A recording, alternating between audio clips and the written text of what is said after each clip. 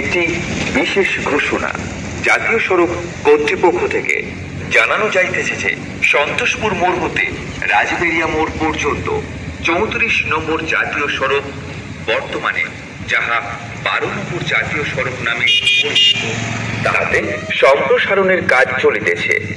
এখনো পর্যন্ত যে সমস্ত ব্যক্তি ঘর বাড়ি, দোকান বা অন্যান্য কিছু সরাননি, তাদের উদ্দেশ্যে জানানো যাইতেছে যে ইতিপূর্বে বারংবার বলা সত্ত্বেও যারা এখনো পর্যন্ত সরাননি, তাদেরকে আগামী 10 জুলাই 2025 বৃহস্পতিবারের মধ্যে অবশ্যই সরিয়ে নেওয়ার জন্য বিশেষভাবে অনুরোধ করা হচ্ছে।